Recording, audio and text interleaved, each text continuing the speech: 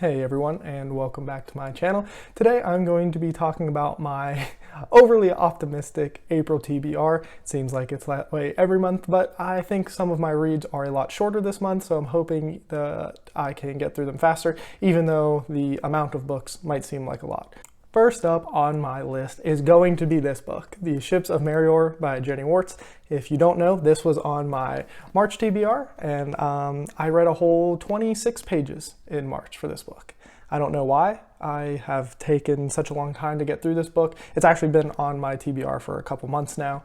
I was kind of following along with a read-along that kind of seems like it's kicking back up, so I definitely plan on putting some effort back into this. Every time I read it, I enjoy it. I like the story. The writing takes an adjustment to get used to. It's very different than anything else I've read, but I do like it. I do have to read it slower, but I'm going to say that if I don't get at least to like page 500 in this book this month, I'm going to count that as a failure. I think I might spread it between this month and next month. If I can finish this month, that would be great, but I'm going to give myself that breathing room just because I know I read it slower and I have a lot of other things that I want to get to specifically around the Cosmere this month. I will be finishing up one of my longest running series, one of my favorite series of all time this month, and that is the Expanse series. That will include Leviathan Wakes, and I want to make sure I get the title right, and that is The Sins of Our Father. Both of those are by James S.A. Corey, and that is book 9 of the Expanse, and then the novella that takes place sometime after that book. I'm hoping that this series ends as well as the last book, book 8. If you haven't seen Tiamat's Wrath, I have a review for it. It is my second favorite book of all time. It was just a masterpiece. Everything I could have wanted out of that book. I have nothing bad to say about it. So I love it. I'm hoping the series ends in a satisfying way. There's a lot to kind of tie up, and this is a galaxy spanning series, so I'm curious on if it can be wrapped up or if it's going to be kind of left open-ended, that maybe this is a series that can come back. I don't know. Haven't looked into anything about the book other than what I know from reading it previously, so I'm hopping in and I'm very much looking forward to finally finishing the series, and it will give me time to add a new series in once I finish it. Fonda is an author I have been meaning to get around to reading for a very long time at this point. Her Greenbone saga is extremely, extremely popular. I've heard so many good things about it, and I am not starting with those books. I'm going to start out with her new novella that is coming out in the month of April, which is Untethered Skies, and I'm looking forward to it. I don't know too much about it. I read just a little bit just so I have a general idea, and what I kind of gathered in my skimming was that it is a kind of a revenge story with an animal companion where they're work together to hunt down a creature that caused a lot of pain for our main character. And I'm going to be getting this one from the library. Remember to check out your local libraries for books, because I was looking at purchasing this book, and authors definitely deserve to get paid. I'm not saying anything like that, but $13 for an ebook just seemed like really steep. $13, yeah. I looked on Amazon, it was $13 for the ebook, and then it was $21 for the hardcover. So I still might end up buying the hardcover if I really like it. I probably won't because I'll just get it from the library. But yeah, let me know if you think $13 for technically what is a novella, though I think it is a long novella, seems like a lot. So let me know if you think that's a lot for a novella. I already mentioned the Cosmere, and I will definitely be hopping back into it again. We'll be going back into Arcadium Unbound for some of the short stories, and that would be The Hope of Elantris and The Emperor's Soul.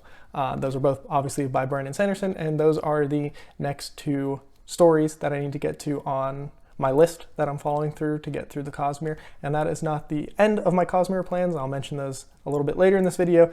But, I enjoyed Elantris as a story overall. So, fleshing out the world a little bit isn't the worst thing, but, I'm not dying to read these stories. Thankfully, they are short. One is like 30 pages and one's like 150 pages. So, not a huge commitment, but if they can make the world of Elantris a little more interesting, sounds like a good time. I will take a break from the Cosmere and continue in my James Bond journey.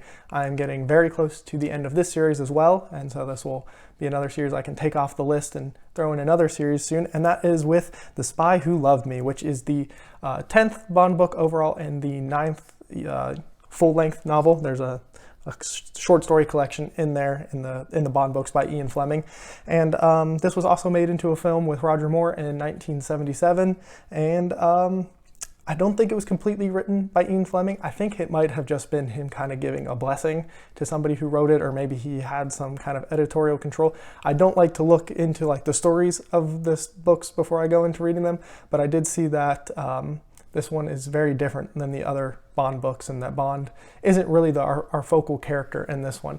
So I'm interested. I think the Bond series has taken not a big step down, but a step down from where it was. It's lost, and I say this every time I talk about the series, its charm, and I think it's taken a step down. They're still fine. I still like all the books. I'm still giving them at least 3 stars, but just the little bit I did read about this book makes me kind of nervous on if it'll be good.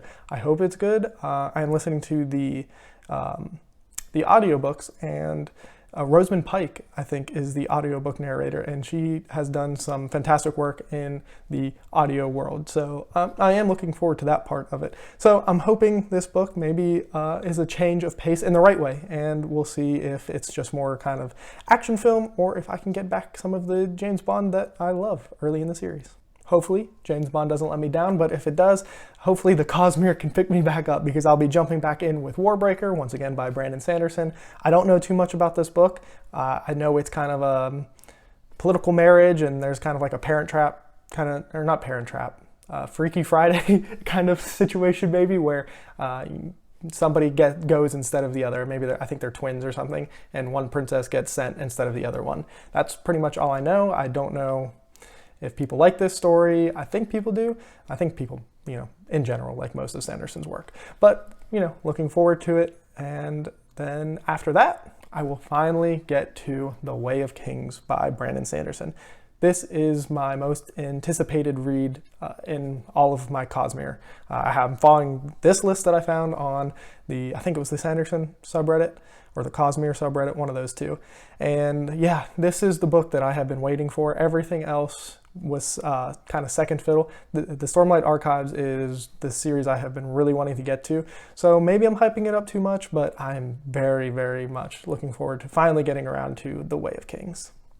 So that is, once again, my very, very optimistic April TBR. I just counted, that's like 9 books. I know some of them are novellas and are rather short, but there are some big books on here. Leviathan Falls, Warbreaker, and The Way of Kings are all pretty hefty books. So we'll see if I can actually get around to them. And look, I already forgot to mention, this is also a pretty hefty book. So like I said, at least like 500 pages in here, and finishing everything else, I will count this as an absolute success. But let me know what your April TBR is down below in the comments, and have a good one.